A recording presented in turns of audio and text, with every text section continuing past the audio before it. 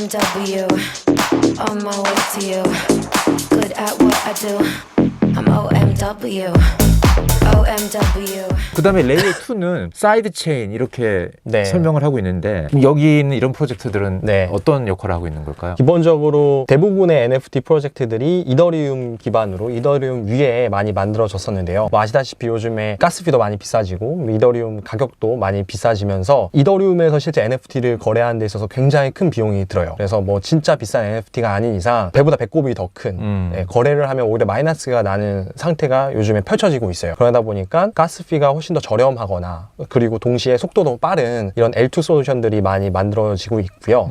뭐 예를 들어서 엑시 같은 경우에는 로닌이라고 해서 별도의 자기네들 나름대로의 사이드 체인을 이더리움 위에다 구현을 했어요. 그리고 이 외에도 매틱이라는 L2 솔루션도 존재를 해서 요즘의 트렌드는 NFT 프로젝트들 많은 프로젝트들이 매틱으로 많이들 넘어가고 있는 추세고요. 아, 예. 그래서 그 이더리움의 어떤 확장성의 한계점을 극복하기 위해서 만들어진 맞습니다. 확장성용의 레이어 2 솔루션인 네. 거죠. 알겠습니다. 그다음에 레이어 3에는 NFT 이슈언스 프로토콜이라고 써 있는데 네. 예, 여기에 예로 든 것들이 슈퍼레어나 레어러블이나 니프티 게이트웨이 뭐 이런 이름을 거론을 하고 있는데 네네. 그럼 이 레이어에서 있는 회사들은 무슨 일을 하고 있는 거죠? 여기서 나온 목록들은 대부분 아트 쪽을 많이 다루는 마켓플레이스들이에요. 네, 마켓플레이스 또는 이제 갤러리들인데 여기서는 아티스트들이 쉽게 본인의 작품을 민팅을 생성을 할 수 있는 그런 플랫폼이고 생성뿐만 아니라 거래를 또 할 수도 있는 플랫폼들이에요.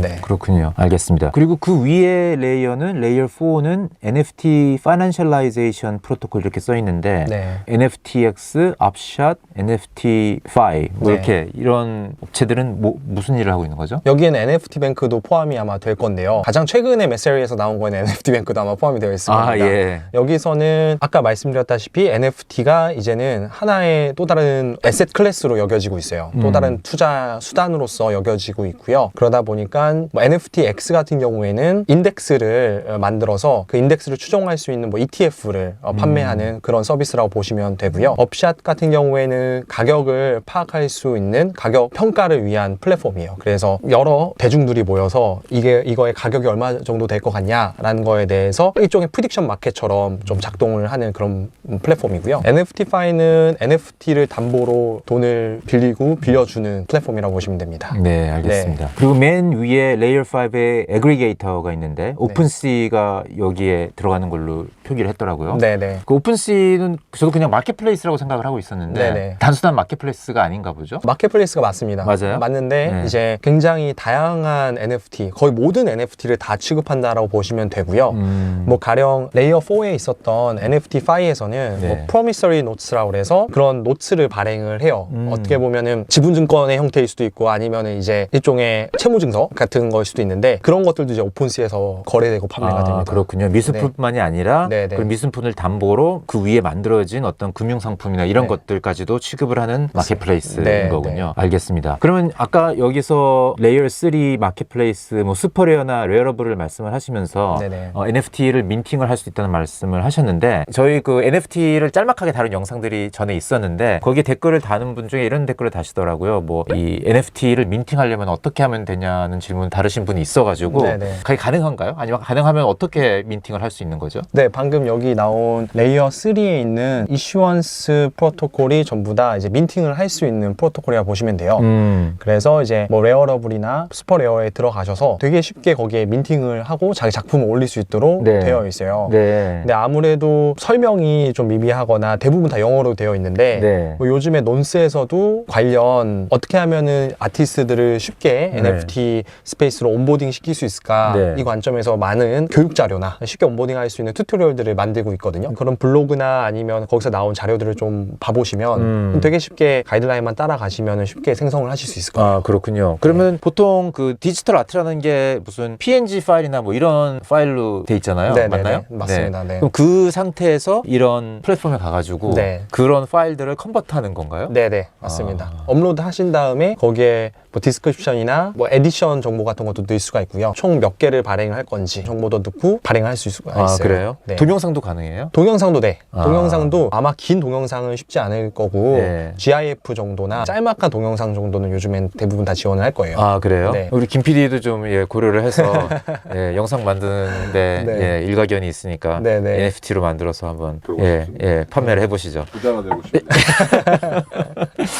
네. 그럼 이제 또 NFT에 대해서 공부를 많이 하고 싶은 분들이 많이 있더라고요. 최근에 많이 화두가 되니까. 그래서 NFT를 일단은 디파이를 예를 들면은 디파이에 처음 입문하시는 분들은 많이 대표적으로 보는 어떤 지표 같은 것들 있잖아요. 뭐 디파이 펄스라든지 그래서 거기에 예치된 TVL, 토르 발류 럭트 뭐 이런 거 보기도 하고 그러는데 그 업계의 지금 그 성장을 가늠할 수 있는 어떤 지표나 볼만한 지표가 NFT 스페이스에도 있나요? 네, NFT 스페이스에는 아직까지 딱 명확한 지표는 존재하지 않는 것 같아요. 가령 볼륨이나 뭐 활성화 지갑 수 뭐 이런 것들 과거에 보긴 했었는데 다분히 허상 지표이기는 해요. 왜냐하면 그 볼륨이 많은 거는 어떻게 컨트랙트를 짜냐에 따라서 충분히 그 컨트랙트 인터랙션을 많이 만들면 볼륨이 늘어나는 거고, 그 다음에 마찬가지로 액티브한 지갑의 수 이런 것들도 얼마든지 게이밍하기 굉장히 쉬운 요소거든요. 실제로 뭐 과거에 이오스나 트론에서 우리 쪽 뎁 굉장히 많다 라고 했었을 때 계속 강조하던 것들이 트랜잭션의 볼륨 또는 뭐 활성화 지갑 수 뭐 이런 것들을 많이 거론을 했었거든요. 근데 이제 다분히 그런 것들은 허상 지표이고요. 저는 이제 되려 많이 보는 것들은 어떤 것들이냐면 실제 이 NFT의 어떤 가치가 올라가는 데서 굉장히 중요한 거는 결국에 이 NFT 프로젝트가 얼마나 본질적으로 잘 되느냐이고요. 그다음에 이 본질적으로 이 NFT 프로젝트가 잘 되냐를 보기 위해서는 조금 더 쪼개보면 여기에는 어떤 유저들이 커뮤니티 멤버로서 존재하느냐 또는 어떤 사람들이 이 NFT 프로젝트에서 나온 자산을 취득하고 있느냐 그리고 그들은 장기 투자자냐 아니면 단기 플리퍼들이냐 이런 요소들을 좀 더 구체적으로 보는 편이 더 내재 가치를 판단하는데 중요한 부분들일 것 같아요. 네. 그러면 트위터 상에서 사실 이제 이 크립토 업계에서는 트위터가 굉장히 또 중요하잖아요.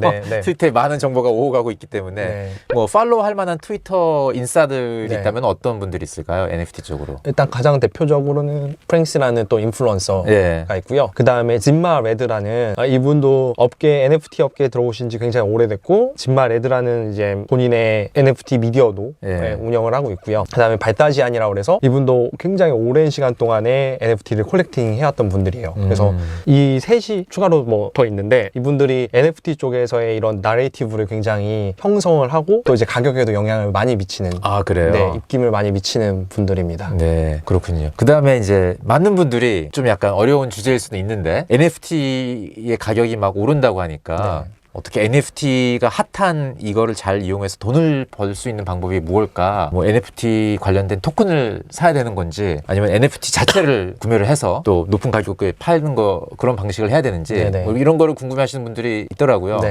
어떻게 조언을 해주시겠어요? 네, 일단 이 부분은 굉장히 좀 조심스러운 부분인데 그쵸. 네, 이건 절대 투자 권유가 아니라는 사실 먼저 말씀을 드리면 일단 NFT가 요즘에 투자에 좀 메타기도 했어요. 그러다 보니까는 직접적으로 NFT를 구매하시는 분들도 있지만 NFT가 아무래도 유동성에 문제가 있어서 이거를 결국에는 가진 사람이 내가 마지막 사람이 될 수도 있다라는 걱정도 분명히 있을 수 있거든요. 그러다 보니까 간접적으로 NFT 프로젝트에서부터 발행돼서 나온 다른 펀저블 토큰들 뭐 예를 들어서 플로우 블록체인에는 플로우라는 토큰이 있고요. 그 다음에 아까 웨어러블이라는 NFT 마켓플레이스에서는 라리라는 또 토큰이 또 존재하고 뭐 디센트럴랜드는 마나라는 토큰이 있고 더 샌드박스는 샌드라는 또 토큰이 또 있어요. 그래서 이런 펀저블 토큰을 간접적으로 좀 투자를 하는 것도 방법이겠고요. 근데 이제 본질적으로는 NFT 자체에 정말 투자를 하고 싶다라고 하시면 단기적인 안목으로 되게 쉽게 이거를 현금화시킬 수 있다라는 마음은 버리시고 되게 장기적으로 투자를 할 거다라는 마음으로 투자를 하시는 게 맞는 것 같고요. 과거에 실제 뭐 2017년에 나왔었던 디센트럴랜드의 경우에는 그때 땅을 사셨던 분들은 지금 3, 4년 지나서는 굉장히 수익이 많이 났어요. 굉장히 수익이 많이 나셨고 그거를 작년에 다 파시고 또 판 대금 갖다가 더 샌드박스라는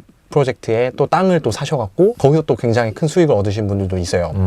근데 아무래도 NFT는 본인이 정말 좋아하는 프로젝트고 정말 장기 투자하겠다 그러면 펀저블 토큰보다는 조금 더 한편으로는 마음이 더 편할 수도 있어요. 펀저블 토큰은 매일매일 가격이 보여지다 보니까 마음이 계속 동할 수가 있는데 NFT는 한번 묻어놓고 정말 까먹고 있을 수도 있거든요. 가격이 안 붙으니까 오히려 마음이 편할 수도 있는 거잖아요. 그렇죠. 그런 요소들이 있을 수 있어서 장기적인 안목으로 보시는 편이 더 좋을 것 같다. 그러니까 이제 실제 생활에서도 왜 주식보다 부동산 가지고 사람들이 돈을 더 많이 쉽게 번다고 느끼는 이유 중에 하나가 부동산은 가격이 매일같이 안 붙으니까 이렇게 뭔가 이 심리적으로도 더 편하고 이상한 어떤 타이밍에 매도를 한다든지 이런 행위를 안 하니까 그런 거랑 좀 비슷한 것 같아요. 그러니까 그리고 실제로도 디센트럴랜드의 땅의 가격의 추이를 보게 되면요, 이게 사람들이 이더리움 개수 또는 마나의 개수를 상정을 해갖고 보통 구매를 했었는데 달러의 가치로서 보게 되면은 이제 크립토 겨울이 있었던 2019년, 2020년도에도 그 펀저블 토큰이 폭락하는 것만큼 많이 떨어지지 않았었어요. 아, 그래요?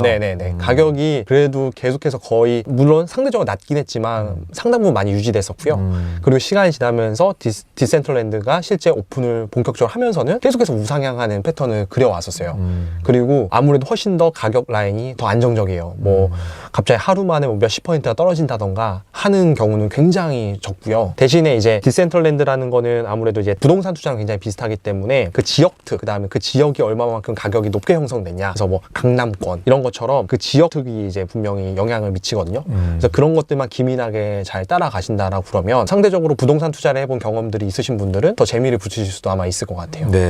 재밌네요. 마지막으로 그 NFT 뱅크라는 회사는 구체적으로 어떤 NFT 그 생태계 안에서 어떤 서비스를 제공하고 있는지 좀 간단하게 소개 좀 부탁드리겠습니다. 저희는 일단 가장 먼저 집중을 했었던 부분은 NFT에 대한 자산 관리였어요. 시간이 지나면서 사람들이 NFT를 정말 중요한 금융 자산으로 여기기 시작했거든요. 그러다 보니까 과거에는 그냥 크립토키티 한번 이더리움 있으니까 이더 갖다 사보지 뭐 이렇게 해서 샀던 사람들이 시간이 지나면서 이게 점점 금융 자산으로 여겨지기 시작하니까 더 이거를 잘 관리하고 그 다음에 모아서 관리하고 이런 부분들이 굉장히 중요해졌어요. 그래서 저희는 지금 이더리움에 존재하는 뭐 9,000개 이상의 NFT 프로젝트들에 대한 모든 데이터들이 전부 다 있고요. 그래서 여기서 들어오셔서 자신의 이제 지갑을 연동을 하게 되면은 지갑도 보통 흩어져 있는 경우도 많고 또 여러 개의 블록체인에 지갑이 있는 경우들이 많으실 텐데요. 그걸 전부 다 연동을 하게 되면은 이게 이더리움이든 매틱이든 전부 다 이제 모든 내 NFT의 자적과 그 다음에 현재 갖고 있는 것들이 다 모아져서 쉽게 관리를 할 수가 있고요. 그 다음에 이거 단순히 모으는 것 뿐만이 아니라 지금 현재 내가 갖고 있는 NFT에 내재되어 있는 다양한 리스크들이 있을 수 있잖아요. 유동성은 얼마나 되느냐, 그 다음에 본질적으로 아까 말씀드렸다시피 내가 갖고 있는 NFT가 그 기반이 된 이 프로젝트는 정말 잘 되고 있느냐, 이런 중요한 펀더멘탈 지표들도 같이 보여주고 있어요. 아, 그래요? 그리고 가장 중요한 거는 유저들이 이제 보는 측면이 지금까지 말씀드린 부분이라면 저희가 이제 내부에서 계속해서 견고화시켜온 부분은 NFT에 대한 가치 평가를 할 수 있는 모델, 그 다음에 이 NFT에 대한 리스크를 판단할 수 있는 리스크 모델, 그 다음에 NFT 프로젝트의 건전성을 파악할 수 있는 신용평가 모델, 이런 3개의 주요 알고리즘들을 계속해서 디벨롭을 해왔고요.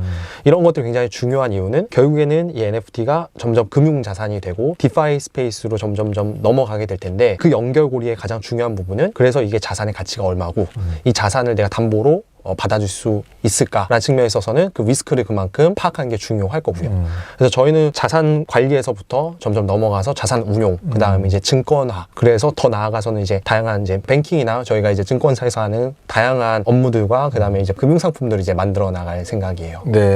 제가 또 어디서 잠깐 들은 거는 그 이 NFT의 그 가격 페어 밸류를 에스티메이션 하는 그런 서비스도 제공한다고 들었는데 맞나요? 맞습니다. 저희가 아까 말씀드린 그 가격 밸류에이션 모델이라는 게 결국엔 이 NFT가 지금 얼마의 상당의 NFT인가라는 걸 판단해주는 알고리즘이에요. 근데 지금 미술품 같은 경우 미술품도 다루시던가요? 미술품을 저희가 다루지 않습니다. 미술품 같은 경우에는 저희가 이걸 되게 정량화하기가 쉽지가 않고 그 다음에 아직까지는 조금 더 이쪽에 마켓이 성숙해지는 데는 시간이 더 걸릴 거라고 보고 있어요. 왜냐하면 저희가 기성 시장에서도 아트를 평가를 하는 데 있어서 쓰이는 좀 주요한 요소들이 있는데 예를 들어서 뭐 아티스트의 이제 과거 변혁, 뭐 이 사람의 레거시, 이 사람의 화풍, 그 다음에 이 사람이 뭐 전시를 어디서 했고, 뭐 옥션가는 얼마 했었고, 이런 모든 것들이 영향을 미치게 되는데, 그리고 또 이제 심미적인 것들, 그 다음에 정성적인 부분도 또 이제 더 포함이 되게 되죠. 그래서 아직까지는 이제 이런 부분들을 우리가 어떻게 정량화시킬 수 있을까라는 부분에서 아직까지 고민이 굉장히 많고요. 근데 이제 상대적으로 저희가 뭐 샌드박스 유류의 게임들 또는 이제 컬렉터블스나 게임들은 메타데이터라는 것도 존재를 하게 되고요. 저희가 유사성을 판단할 수 있는 다양한 방법론들이 존재하기 때문에 상대적으로 이런 NFT들에 좀 특화된